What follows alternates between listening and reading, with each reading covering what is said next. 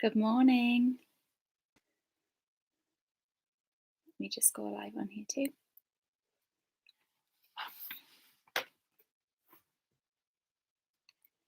Good morning, friends. How are you all doing? Hi, Helen Brown. Good to see you this morning. Let's see who else joins us on this gorgeous. Hi, Alex. Hi, guys. How are you all doing this Sunday morning? I definitely had a sneaky Macca's breakfast, so that has made my morning infinitely better. How are you all doing? Hi, Rachel. Hi, Joe. Hello to everybody on YouTube. Good to see you. It's May. This year is just kind of passing by really quickly. What an odd time of life. What an odd time of life. Hi, Emma. Well, I hope you're all well. You know what, Rach? I have a cinnamon swirl waiting for us downstairs to have a little cup of coffee and a cinnamon swirl while I'm watching the service, which will be lovely. Oh, happy birthday, Emma. It's birthday week in our household this week, so it's Ava's birthday next weekend, her 5th birthday, which is just crazy. Feels like she was born yesterday and yet has been with us our entire lives. Crazy times. So I am praying the rain away for next weekend so we can have some family to see her in the garden. Please, Jesus. Hi, Emily. Well, I'm so glad that you're here with us today on this gorgeous Sunday. And yeah, just wanted to encourage you. Felt really nudged to bring something specific this morning when I was thinking about our pre-service gathering. And does anybody else have like Saturday as the day where you end up doing those random odd jobs? Like, I mean, for me, like I have to get the uniforms ready for the next week and washed and all that kind of thing. But you always end up cleaning the kitchen. Doesn't matter what day it is. It's always, Anyway, we've had this little issue in our household. I don't know if anybody else has an Apple TV, but the remotes are tiny, and it always gets lost. Like, we have a pot that our remotes go in, but like it just needs a few minutes on the sofa and it will be gone. Like, it'll be gone. And for as long as I can remember, for the last kind of period of time, our remote has been missing. But we've still been able to like connect our phones to the TV and stream stuff for the kids and what have you. But we got to that dreadful point where our phones had disconnected and it wanted the code for our phones to be remotes as well. But in order to put the code in, you need the original remote. And we just did not know where it was. We'd looked everywhere. Now, I did have a sneaking suspicion. So we have this problem, particularly because most of our kids' toys are in the living room, where everything just migrates to underneath the sofa, like toys, apple cores that the kids have discarded, anything in life from our house will somehow end up under the sofa. I clean it out one day, it will be full the next. And Asher in particular has one of his main joys in life is to post things down the back of the sofa, like in between the sofa and the radiator. That could be a toy, it could be mine or Johnny's phone, it could be emptying a packet of crisps, but he really enjoys that. That really frustrates me, but he loves doing that. And we just had this sneaking suspicion that remote is going to be under that sofa somewhere. And we had to deal with it. So yesterday afternoon, I literally had me flip-flop and I'm like delving underneath the sofa to drag everything out. Got everything off the front of the sofa, like organised all the toys in the rubbish, and was like, it's not there. I'm going to have to bring the sofa forward and get everything out of the back of it as well. And oh my goodness, there were items there that I had forgotten existed. Like, one of Ava's tops from when she was 2. Like I've just said, it's literally our 5th birthday next weekend, but it got stuck down the back of it underneath our fold-out coffee table. And anyway, long story short, it was not a nice job. There was a lot of rubbish to wade through, a lot of toys and things to reorganise afterwards, some cleaning to do, but we did indeed find the remote. We found the remote. So it was a task I've been putting off for the longest time that really needed to be done. But we found the remote, and some order has been restored. We've gained many items that we had given up on in the process. But yeah, and the dust. Anyway, we'd done that yesterday afternoon, evening. It took a long time to process it all and clean up afterwards. Anyway, we did that, and I was just thinking about speaking to you this morning, yesterday evening, and again this morning, and I just really felt nudged to almost invite you to do the same. That today Jesus would invite you to deal with your stuff, maybe the things that you've been putting off for a while. And I don't know what that is for you. If that is something for you, you probably already know what it is in the moment that I've said that. Maybe it's something that you know you need to bring to God, that you need to pray about. Maybe it's a conversation you know you need to have with someone. Maybe, I don't know, maybe your friend's going through something, and maybe they're not even a person that particularly has faith, but you know that actually probably you just need to call them up and pray over it for them. But yeah, I just really felt that this morning Jesus would invite you to do business with him for that stuff that you've put on the back burner, for you to wade through that debris of life with him and do business to deal with your stuff.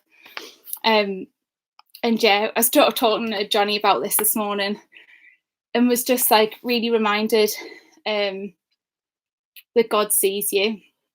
He knows your heart. He knows the things that you wouldn't say out loud, maybe the things that you are afraid to even admit to yourself. But he knows you and he sees you and he loves you within all that. He knows you the most and he loves you the most. And just want to briefly just bring 1 Samuel 16 verse 7 to you. Because he looks at your heart, you know, that passage in the Bible where it talks about how we look at the outward appearance, but Jesus sees you. He sees your inner life. He knows you. And I'll just read from my Bible. Actually, this is like my favourite Bible. I particularly love the Amplified version. I read it alongside others, but the language, particularly for my creative mind, just helps me kind of gain some perspective and things, and just realised that Helen Glover gifted me this on my 25th birthday. My beautiful friend Helen, have a gorgeous little message, and it just put a smile on my face this morning. Just love our community and the people within it.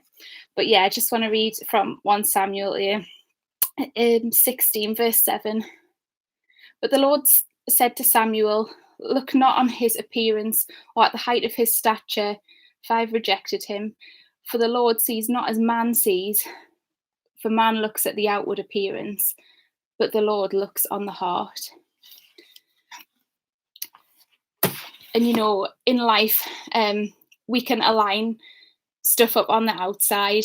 We can have our to-do lists. We can put routines in place and make our lives look in order. But God actually wants to deal with what's going on internally. He wants to deal with the issues of the heart, the stuff that we haven't dealt with, the stuff that maybe, we go about our daily lives, but there'll always be a thought that pops up in the back of your head that you need to do something about. And I know I can so often be like that. But today I believe Jesus would invite you to do business with him, that he would invite you to come into his presence and bring your stuff, because he loves you and he knows you. And yeah, I just really wanted to bring that here today, and I feel like he wants to align the things of him in your inner life, the issues of the heart, because he loves you and he sees you and he knows you already, but he would invite you to bring those to him, for you to be in conversation with him, for you to surrender things. Maybe it's even, I was driving this morning and thinking over this, and I really felt that actually maybe there's some things that people have prayed on, maybe even for years, and felt disheartened, and maybe you've stopped praying about it, but maybe it's just that you need to bring it to him today, again, and just say, Jesus, it's yours. Would you be at work within it? So yeah, I hope that's kind of made sense to you, and that you can go from here and deal with your stuff with God, find your remotes in amongst everything else. But yeah, that was that. And, we're really looking forward to hopefully starting services in person again soon. And we're kind of, aside from all that stuff that I've just said, we love you guys as a community, and we can't wait to see you in person again. And we've been doing a lot of stuff practically behind the scenes to get ready for that.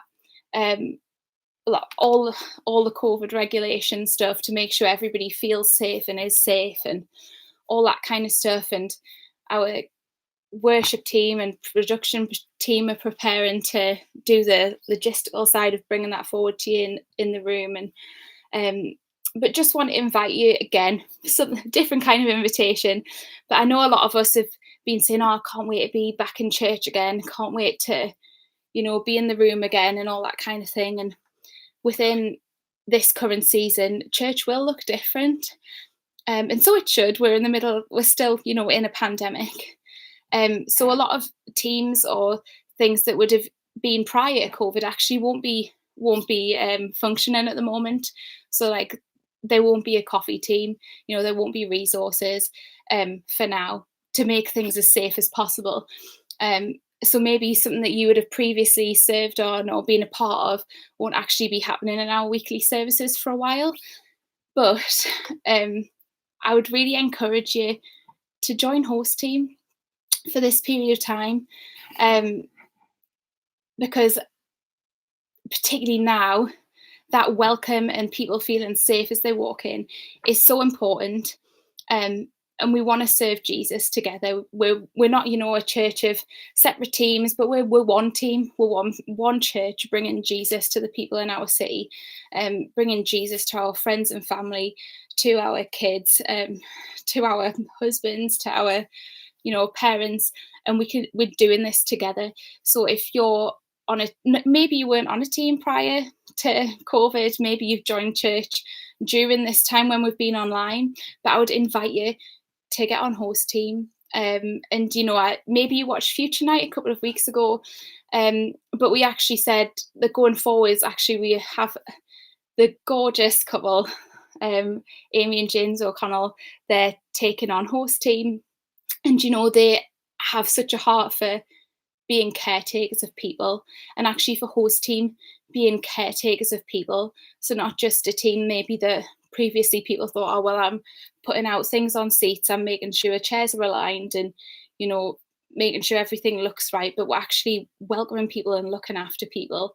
We're going to be caretakers of people.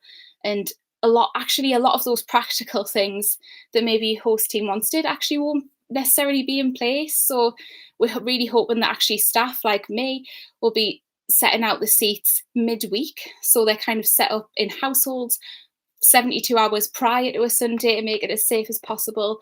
But actually host team will be more, socially distanced, welcoming people as they come in, say having a goodbye at the end of the service, and making people feel at home as much as possible within this bizarre time of life.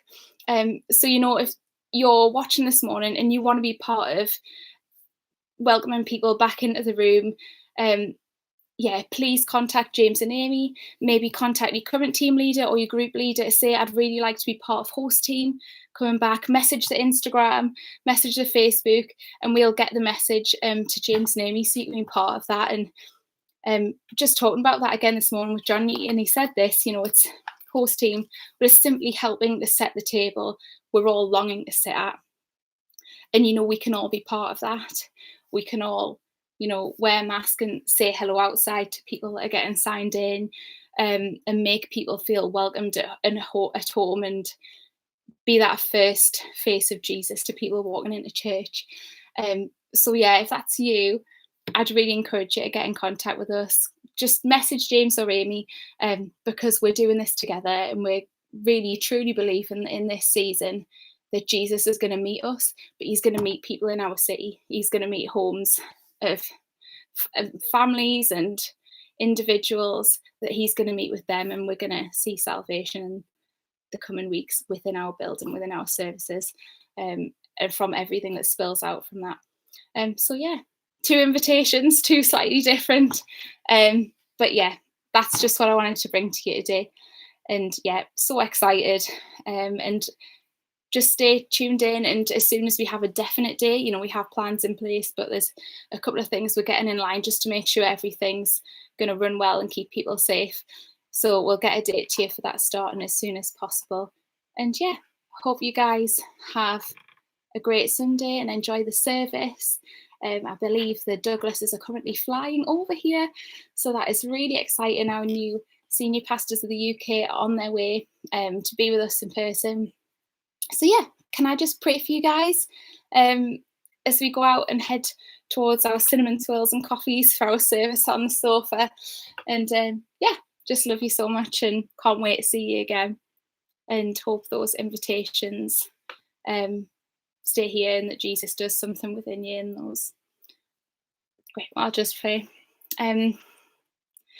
Jesus, just thank you for who you are. Thank you that you know us, that you see us entirely and love us completely.